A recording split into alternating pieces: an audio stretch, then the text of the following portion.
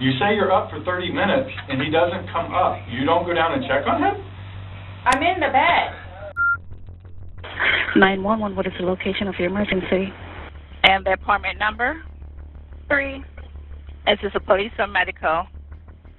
My boyfriend is dead. Okay, send the line for the fire department. Do not hang up. This was the 911 call that set off alarms at the emergency dispatch center. A woman reported that her boyfriend had died in her apartment. What she revealed next was a bizarre explanation about how he died while playing a game of hide and seek. All right, great. Now tell me exactly what happened there. My boyfriend and I were playing last night, and I put him in a suitcase and we were playing. And Okay. like kind of hide and seek kind of thing. So I fell asleep and I woke up and he was dead in the suitcase. So I don't know what happened. Until now, what police had gathered from her story was that during a game of hide and seek, her boyfriend hid in a suitcase and she fell asleep midway through the game. He suffocated to death in the suitcase while she forgot about him. Yes, like he has like blood coming out of his mouth, and I don't know if like he had like an aneurysm or what happened. Right, okay, all right, okay. Listen, we're getting help out there, too. All right, okay. Her calm tone while describing how his body was turning purple and blood was coming from his mouth was chilling at this point. I think they're here. Right, just keep on pumping his chest until they take over, okay? I am. The dispatcher then instructed her to perform CPR, but he had been long dead. On February 24, 2020, Sarah Boone reported the death of Jorge Torres. It was further revealed how a bottle of wine was at play before they decided to play the actual game of hide and seek. What started as a funny prank, as per Sarah's story, turned into a deadly affair for her boyfriend. Sarah and Jorge's relationship was turbulent, right from the start. For the entire span of 3 years that they were dating, the two were toxic to one another. Both had drinking issues, which often caused them to lose sense of the situation. Most of the time after drinking, they would get into fights. These nasty fights would sometimes get so out of control that they would land them straight into the police station. The arrests after boozy fights were a common occurrence for them. On several occasions, Sarah filed domestic violence charges against Jorge. Once in 2018, their violent argument escalated to the point where both of them ended up with battery charges.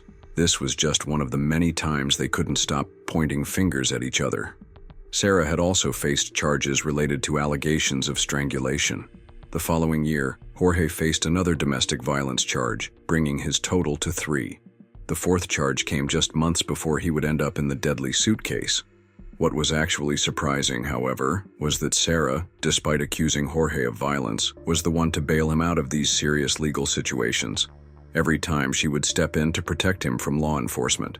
When the police arrived at the location to investigate the homicide that had been reported, they interrogated Sarah with all the questions related to the homicide. The officers documented all of Sarah's reactions to the situation. Every detail was captured on the body cam. From the moment the police arrived, Sarah displayed an unusually calm demeanor, as if she had called them to report a minor crime, like a burglary. This was far from the behavior of someone caught in a homicide case. She had no signs of worry on her face. Sarah didn't look concerned, despite the fact that her boyfriend had suffocated in a suitcase while she accidentally went to sleep. The officer questioned her about what had happened. She then filled in the missing details of the story she told the 911 dispatchers. According to Sarah, they had played the game the night before, and she woke up the next day around 12:30 p.m. She even acted out the reaction when she came downstairs and discovered Jorge was still inside the suitcase. As the police investigation began taking a serious turn, Sarah seemed to believe that repeating the same lie enough times would turn it into the truth. She also introduced the possibility that a heart attack might have caused Jorge's death. The first inconsistency in Sarah's story, which investigators initially overlooked and she failed to conceal, was, if the couple were truly playing hide and seek, why did Sarah help Jorge get into the suitcase? And this was only the beginning of the unsettling revelations that would surface in this case. While officers continued taping off the crime scene, Sarah's demeanor began to shift, showing signs of anxiety as the weight of the situation started to sink in. The officers informed Sarah they were waiting to get their hands on the autopsy report. Sarah wasn't taken into custody that day, but during this on-site investigation, she made a miscalculated move that eventually trapped her in her lies. Whether it was a careless blunder, or simply her failure to recall the events after their drunken game of hide and seek, Sarah willingly handed over her phone to forensic investigators who were collecting evidence from the scene. But it didn't take long for her to realize the grave mistake she had made. The content retrieved from her phone would soon reveal the crucial clues investigators were looking for. The day after the incident, after forensic investigators thoroughly examined the collected evidence, Sarah appeared at the police station for her interview with the detectives. Due to her strange antics and behavior throughout the session, her interrogation video went viral. At this moment, she began to realize just how costly her mistake of handing over her phone would be. After reading Sarah her Miranda rights, the detectives began the questioning. They pointed out several injuries found on Jorge's lifeless body, hoping for Sarah to provide some explanation. So he had some injuries to his left shoulder. He had a cut near his lip. We could see his mouth was a little I haven't laid a swollen. hand on him. Okay. Also, too, he fell off my son's bike, Okay. so I don't know. And he's notorious for running into the wall or the hall tree. So Okay. What about the scratches? Sex. Because there's also sex. Yes. Okay. Because there's also like a scratch on the back of his neck, kind of going, but it's going straight across. I have no idea what that's from. The bruises and scratches on Jorge's body indicated that Sarah was hiding something. Getting locked and suffocated inside the suitcase wouldn't have caused such severe injuries. Detectives informed Sarah that the bruises and scratches were fresh, likely linked to the incident, but she denied knowing anything about them except for the scratches on his back. The detectives then mentioned Jorge's forehead injury and asked Sarah if she would consent to a swab test under her fingernails. While she appeared cooperative and agreed to let them proceed, she conveniently steered the discussion in another direction. We had a good day. Mm-hmm. It was a good day. We've had good days lately, even considering everything that's going on with our jobs and life in general and ex-wives and everything. It's been good. Sarah told the detectives that the last time their fights got physical was about a month before the incident. She said Jorge had hit her with a curtain rod during that argument. But during this part of the interrogation, Sarah tried to show Jorge in a better light. She claimed things had been good between them since then. He was going to his classes after getting out of jail and staying on good terms with his probation officer. The detectives pressed Sarah to explain what she meant by good terms. That's when Sarah made her second blunder. This time, without realizing it was already too late. She casually mentioned that if the detectives had gone through her phone, they would have seen photos of the injuries Jorge had caused her during their fights. What Sarah didn't know was that the detectives had already uncovered something far more chilling on her phone. They didn't reveal it right away. They held it back deliberately to let Sarah complete her side of the story. The officers were playing it smart, buying time to see what else she would reveal before they used their strongest evidence against her. Then why are you still with him? Everybody asks me that. When I tell you guys this, I really love him. I do. And I feel like I can help him. I feel like I could help him, which I did, because he came a really long way. Sarah then brought up Jorge's drinking problem. She told detectives that she rarely drank, not even occasional wine, because it got in the way of her daily tasks. According to her, Jorge couldn't handle this. She said that whenever she refused to drink with him, she would feel smoke coming out from his ears. In the end, she would drink just to keep him calm. Sarah felt forced to give in. So the majority of the time, I would hang out outside or do something else because I don't want to drink. Several minutes went by with Sarah talking in circles. The detective finally cut to the chase and asked her directly about the possibility of another physical fight that led to the chilling incident. Oh, it got physical? No. Or is it... Sunday was one of the better days that we have had in quite some time. Sarah kept talking about their daily life together and why she stayed with him despite the clear abuse. She then brought up his ex-wife's role in his anger issues. When I say a monster, she's a monster. She withholds their children from speaking to him. So he gets upset about that, and then she completely berates him about money, about the father that he is, what he did to her, all this other stuff. As Sarah said, the suitcase was usually found buried deep in the closet. That day, it was downstairs in the lounge because Jorge had decided to clean out the closet and sort clothes for donations. You said you played hide and seek probably 3 times in your relationship. Mm-hmm. When you have played, have you ever zipped him up in a suitcase prior? No. Okay. So it was just kind of like that prop was there, and it was there, Yes. and it was in play because... Why do you say it like that, though? I would never do that. You would never zip them up in a suitcase? Well, I mean, we were playing. Now the detectives were preparing to present the solid evidence they had uncovered in her phone's gallery. Before that, they once again asked her if she had ever zipped him up in the suitcase. Then came the gut-wrenching moment of the case. Sarah realized she needed to step up her storytelling game in order to avoid being caught by the detectives. So, do you remember making any videos or maybe having any photos, videos that you remember doing on your phone on Sunday? Sarah froze at the question, blank expressions on her face. She didn't remember recording her crime in high quality, all by herself, on her phone. So I have something that I want to show you that we found, and it was from your phone. Mm-hmm. Can you see it? If you need to move it around, go ahead.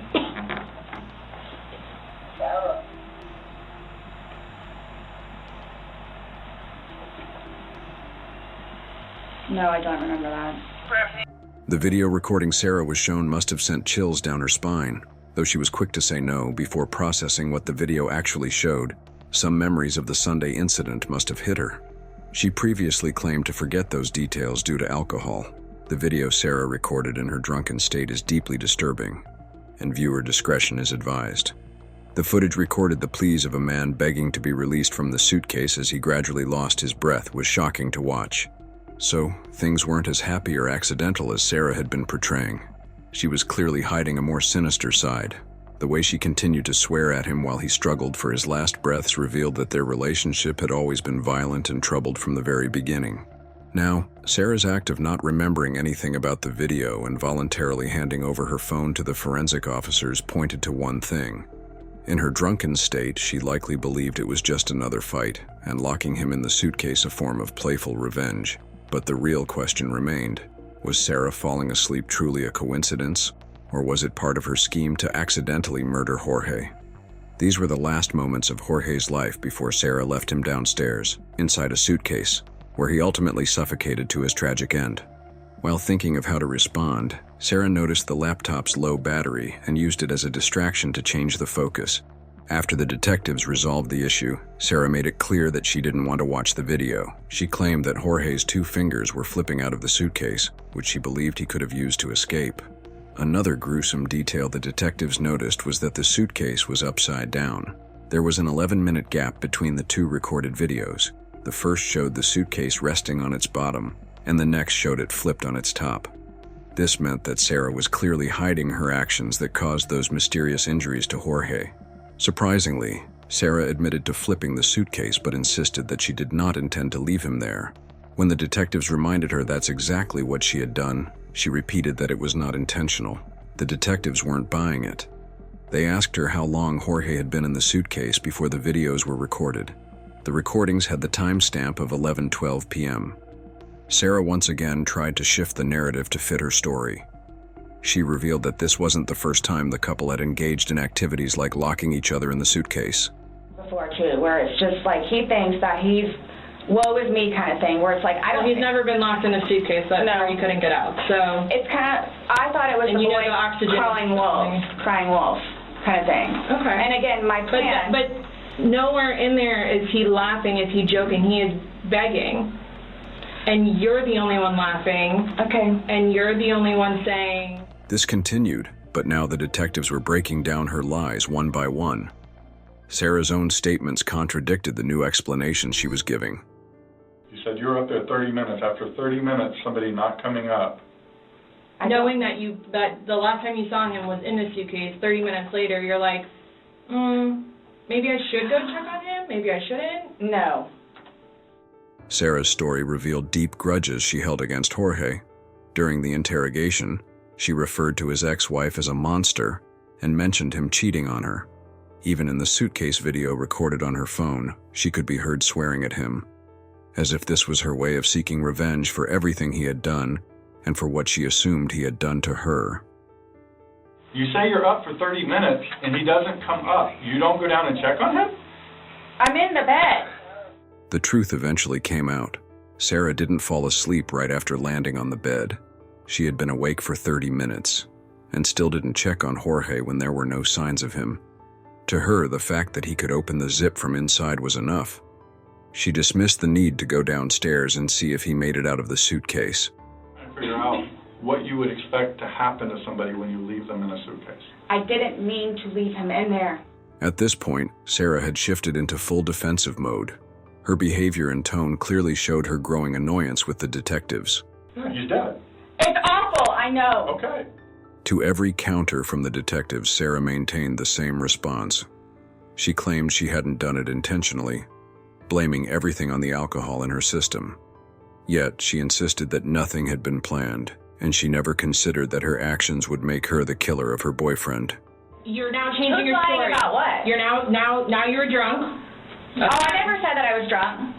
Exactly, but you did here today. That's okay. You said earlier. Everything recorded. Alcohol. You blamed it on the alcohol. You blamed it on the alcohol. Alcohol does a lot to people. Yes, but I never said I was drunk. Okay. You did. So you did this sober. You knowingly left him down there sober. I have already told both of you also that we were both drinking. Right. Okay.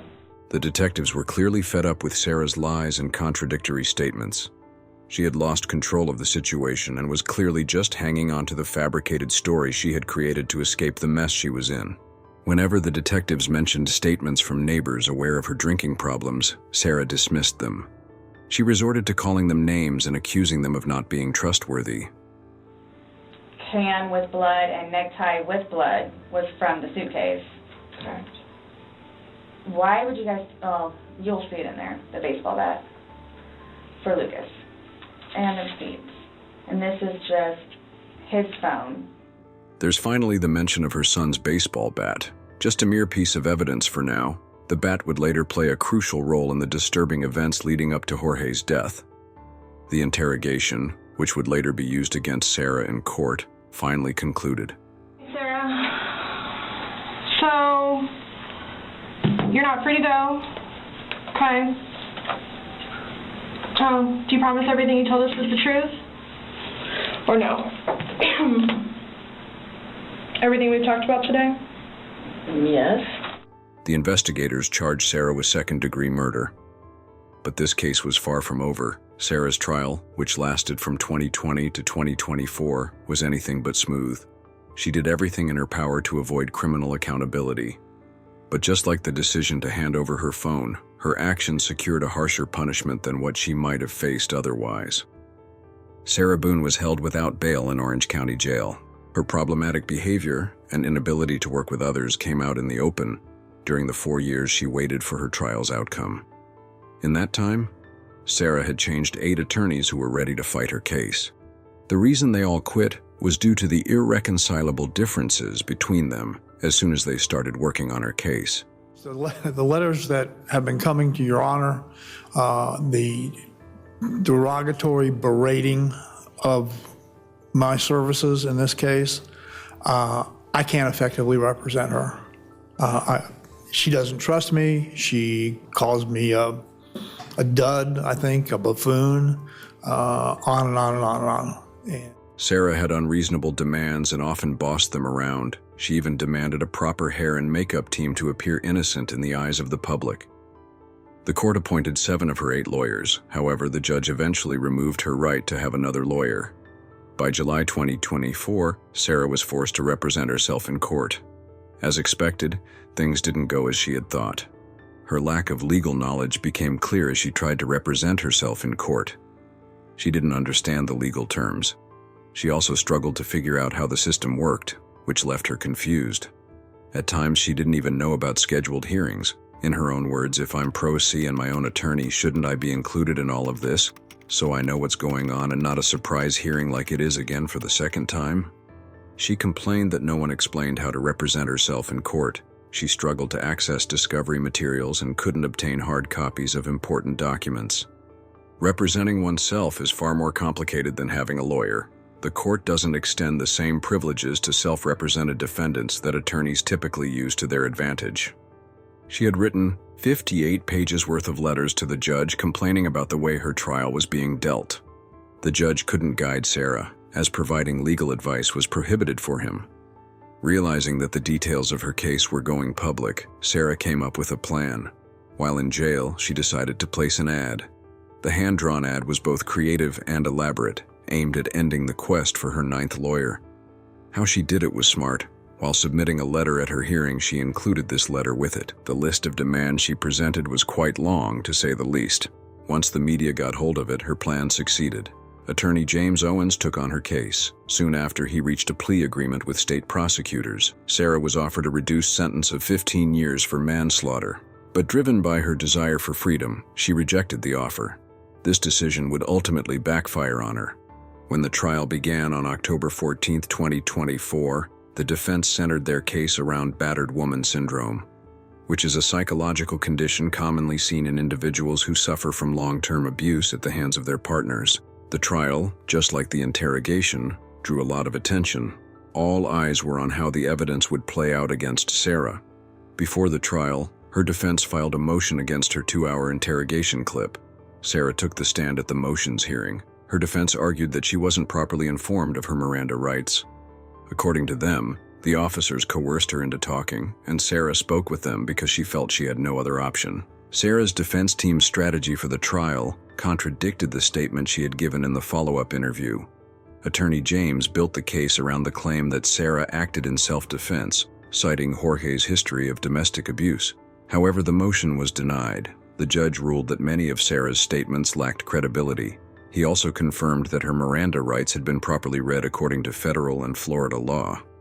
During the trial, Sarah admitted to lying during her interrogation. She revealed that the reason she didn't unzip the suitcase was out of fear for her life. She was terrified of what Jorge would have done if he had been freed. The defense presented evidence of Jorge's anger issues, including videos Sarah had recorded of him displaying violent behavior on multiple occasions before the tragic incident.